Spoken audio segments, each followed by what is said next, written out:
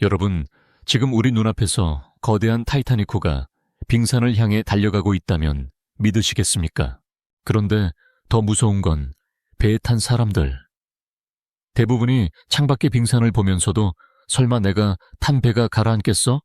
라며 태연하게 저녁 식사를 즐기고 있다는 사실입니다. 지금 대한민국이라는 거대한 배가 마주한 현실이 딱 이렇습니다. 어쩌면 오늘 이야기는 여러분의 밤잠을 설치게 할지도 모릅니다. 하지만 지금 이 진실을 마주하지 않는다면 멀지 않은 미래에 우리는 감당할 수 없는 대가를 치러야 할지도 모릅니다. 단순히 경기가 안 좋다라는 수준의 이야기가 아닙니다. 우리가 알고 있던 세상의 법칙이 통째로 뒤바뀌는 그야말로 경제적 지각 변동이 시작됐기 때문입니다. 자, 상상해보세요. 거리에 아이들의 웃음소리가 사라지고 편의점 알바생부터 택시 기사님까지 전부 백발이 성성한 노인들뿐인 세상. 아파트 단지 절반은 불이 꺼져 있고 내가 평생을 바쳐 일궈온 자산의 가치가 하루아침에 녹아내리는 풍경. 이건 공포 영화의 시나리오가 아닙니다. 바로 몇 년 뒤 우리가 마주할 수도 있는 대한민국의 민낯입니다. 오늘 우리는 대한민국 경제를 뒤흔들 세 가지 거대한 파도를 하나씩 파헤쳐 볼 겁니다. 인구 감소라는 보이지 않는 쓰나미, 탈세계화가 불러온 만성 고물가의 저주, 그리고 이 지옥 같은 생존 게임에서 살아남기 위한 최후의 자산 방어 전략까지. 지금부터 눈 크게 뜨고 따라오셔야 합니다. 이제부터가 진짜 본 게임이니까요. 먼저 첫 번째 파도, 바로 인구의 증발과 그로 인한 경제의 일본화입니다. 여러분, 인구 절벽이라는 말 지겹게 들어보셨죠? 그런데 그 속도가 얼마나 무시무시한지 체감하고 계신가요? 이건 그냥 애를 안 낳는다는 수준을 넘어섰습니다. 사실상 국가의 엔진이 꺼져가고 있는 겁니다. 서울로 치면 강남 한복판 아파트에 빈집이 속출하고 지하철 노선이 적자 때문에 폐선되는 수준의 일이 현실화되고 있다는 뜻입니다.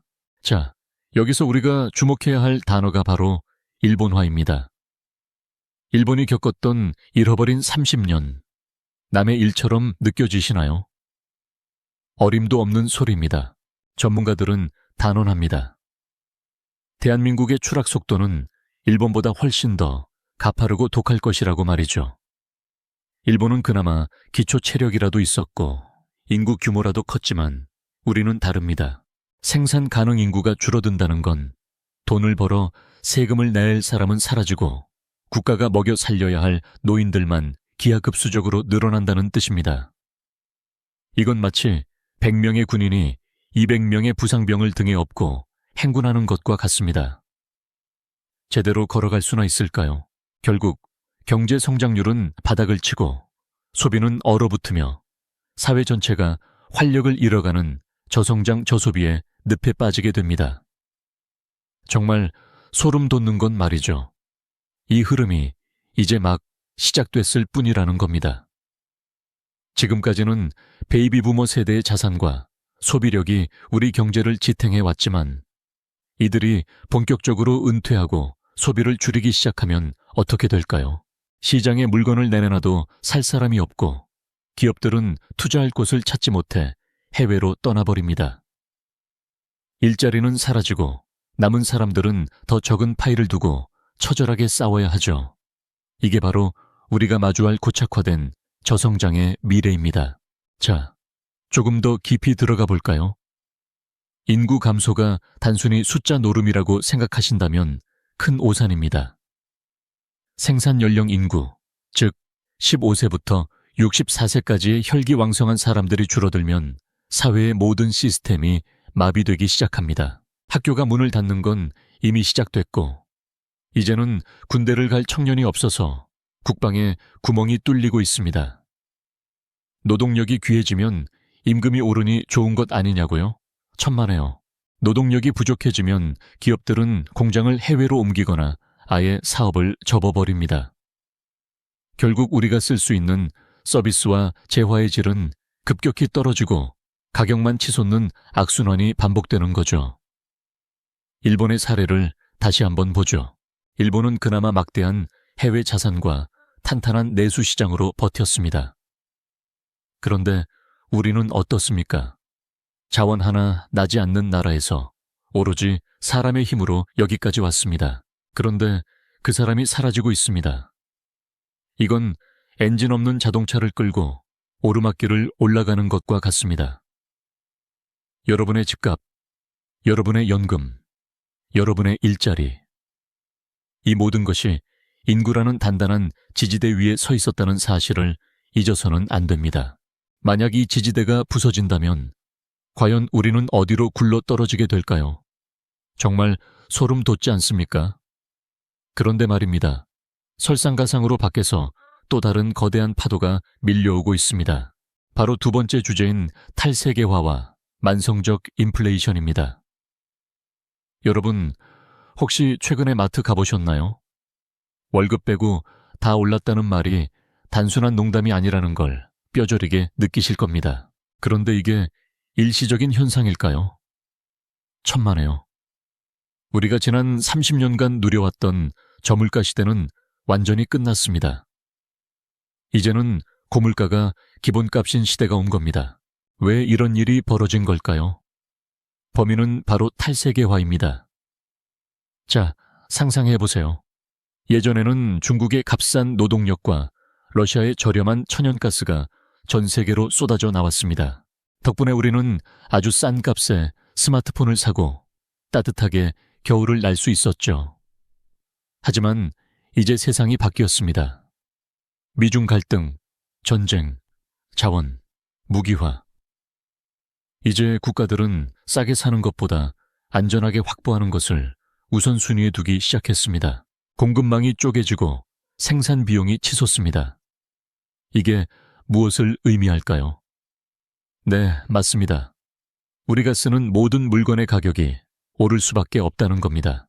이건 마치 서울의 아파트 지옥을 생각하면 쉽습니다. 예전에는 넓은 개천 수준이었던 공급선이 이제는 좁은 골목길처럼 막혀버린 겁니다. 물건을 실어 나르는 비용도 오르고 만드는 비용도 오릅니다. 그런데 더 무서운 건 원화 가치의 하락입니다. 대한민국은 수출로 먹고 사는 나라죠. 그런데 전 세계가 각자 도생의 길을 걷기 시작하면서 우리 돈의 가치는 점점 위태로워지고 있습니다. 미국이 금리를 올리고 달러를 끌어모으는데 우리 경제 체력이 약해지면 원화 가치는 뚝 떨어집니다. 어차피 나는 해외 갈 일 없으니까 환율 상관없어라고 생각하시나요? 어림도 없는 소리입니다. 기름값, 수입 원자재, 식료품. 우리가 소비하는 거의 모든 것에 환율의 영향이 미칩니다. 즉, 내가 가만히 앉아 있어도 내 통장의 돈이 야금야금 녹아내리고 있다는 뜻입니다. 특히 은퇴를 앞두고 현금 자산을 쥐고 계신 분들께는 재앙이나 다름없습니다. 평생 모은 1억 원이 10년 뒤에는 5천만 원 정도의 가치밖에 못할 수도 있다는 거죠. 자, 여기서 우리가 놓치지 말아야 할 포인트가 하나 더 있습니다. 바로 만성적 인플레이션이라는 괴물입니다. 예전에는 물가가 좀 오르면 금리를 올려서 잡을 수 있었습니다. 하지만 지금은 다릅니다. 돈이 많이 풀려서 생기는 인플레이션이 아니라 물건을 만드는 비용 자체가 올라서 생기는 인플레이션이기 때문입니다. 이건 금리를 올린다고 쉽게 해결되지 않습니다. 오히려 고금리 때문에 서민들의 이자 부담만 가중되고 소비는 더 위축되는 진퇴양난의 상황이 벌어지는 거죠. 스탈링그라드 싸대기 갈길 정도의 처절한 경제적 압박이 우리를 기다리고 있을지도 모릅니다. 정말 당신이라면 이 상황에서 어떻게 살아남으시겠습니까? 자, 이제 분위기가 아주 무거워졌습니다. 하지만 여기서 포기하고 주저앉아 있을 수만은 없겠죠. 위기는 곧 기회라는 말, 이럴 때 쓰는 겁니다. 마지막 세 번째 주제, 바로 자산 방어를 위한 최후의 생존 전략입니다. 지금부터는 여러분의 소중한 자산을 지키기 위한 구체적인 방법론을 말씀드릴 겁니다. 집중하세요. 여기서 놓치면 나중에 정말 후회하실지도 모릅니다. 가장 먼저 버려야 할 고정관념은 바로 부동산 불패 신화입니다. 대한민국 사람치고 집값 걱정 안 하는 사람 없죠. 하지만 냉정하게 생각해 보세요. 앞서 말씀드린 인구 감소가 본격화되면 집을 사줄 다음 세대가 사라집니다. 물론 서울 핵심지나 강남 같은 곳은 끝까지 버티겠지만 지방과 수도권 외곽부터 무너지는 건 시간 문제입니다. 특히 금리가 높은 상황에서 빚을 내 부동산에 올인하는 건 마치 불 속으로 뛰어드는 불나방과 같습니다. 이제 부동산은 수익을 나내는 수단이 아니라 내 몸 하나 뉘울 주거의 관점으로 접근해야 합니다. 그렇다면 어디로 눈을 돌려야 할까요? 정답은 포트폴리오 다변화와 안전 자산 확보에 있습니다. 첫째도 달러, 둘째도 달러입니다. 원화 가치가 하락하는 인플레이션 시대에 달러는 가장 강력한 방패가 됩니다. 자산의 일정 부분을 달러 예금이나 미국 주식 혹은 달러 기반 ETF에 넣어두는 것만으로도 원화 추락의 위험을 해지할 수 있습니다. 그리고 또 하나, 바로 금입니다. 인류 역사상 가장 오래된 안전 자산이죠. 종이돈의 가치가 떨어질 때 마지막까지 가치를 지켜주는 건 결국 실물 자산인 금뿐입니다. 요즘은 KRX 금시장 같은 곳을 통해 주식처럼 아주 쉽고 투명하게 금을 살 수 있습니다. 금리가 오르고 세상이 혼란스러울수록 금의 존재감은 더욱 빛을 발하게 될 겁니다. 여기서 여러분이 꼭 명심해야 할 점이 있습니다. 바로 자산의 유동성입니다. 위기가 닥쳤을 때 가장 위험한 건 현금화할 수 없는 덩치 큰 자산에 묶여 있는 겁니다. 부동산이 대표적이죠. 팔고 싶어도 살 사람이 없으면 그건 자산이 아니라 짐이 됩니다. 반면 달러나 금 그리고 우량한 해외 주식은 언제든 현금으로 바꿀 수 있습니다. 이 유동성이야말로 위기 상황에서 여러분의 생명줄이 될 겁니다. 또한 공부를 멈추지 마세요. 이제는 나라가 내 노후를 책임져 주겠지라는 안일한 생각은 버려야 합니다. 국민연금 고갈 소식, 이제는 놀랍지도 않죠. 결국 내 자산을 지킬 사람은 나 자신뿐입니다. 경제 기사를 읽고 환율의 흐름을 파악하고 전 세계적인 정치적 역학관계가 내 지갑에 어떤 영향을 미칠지 끊임없이 고민해야 합니다. 귀찮으시다고요? 하지만 내 평생의 노력이 한순간에 물거품이 되는 걸 지켜보는 것보다는 훨씬 쉬운 일일 겁니다. 자, 이제 결론을 내려보겠습니다. 우리가 마주한 현실은 분명 녹록지 않습니다. 인구가 사라지고 물가는 오르고 돈의 가치는 떨어지는 삼중고의 시대입니다. 하지만 기억하세요. 거대한 파도가 칠 때 누군가는 겁에 질려 도망치지만 누군가는 서핑보드를 들고 파도 위에 올라탑니다. 오늘 제가 드린 이 정보들이 여러분께는 든든한 서핑보드가 되길 바랍니다. 긴 여정을 달려왔습니다. 인구 감소로 인한 저성장의 고착화, 탈세계화가 가져온 고물가 시대, 그리고 이를 이겨내기 위한 자산 방어 전략까지 오늘 우리가 나눈 이야기는 단순히 경제 전망이 아니라 우리의 생존이 걸린 문제입니다. 누군가는 이 이야기를 듣고 공포에 질려 아무것도 하지 못할 것이고 누군가는 지금 당장 자신의 자산 목록을 확인하며 전략을 짜기 시작할 겁니다. 여러분은 어느 쪽이 되시겠습니까? 변화는 이미 시작됐습니다. 우리가 거부한다고 멈출 수 있는 흐름이 아닙니다. 하지만 두려워할 필요는 없습니다.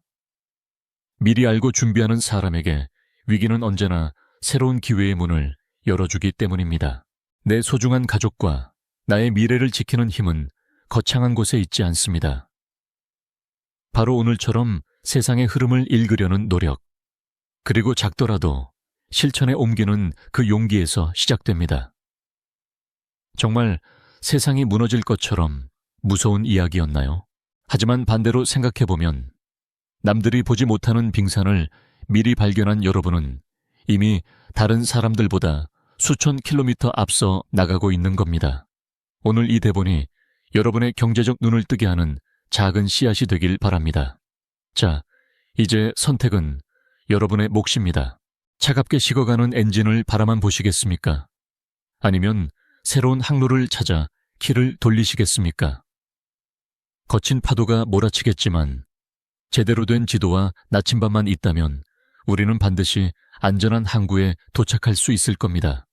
오늘 지식의 소용돌이가 준비한 이야기는 여기까지입니다. 여러분의 성공적인 생존과 번영을 진심으로 응원합니다. 긴 시간 함께해 주셔서 감사합니다. 다음 시간에 더 흥미롭고 날카로운 통찰로 돌아오겠습니다. 안녕히 계십시오.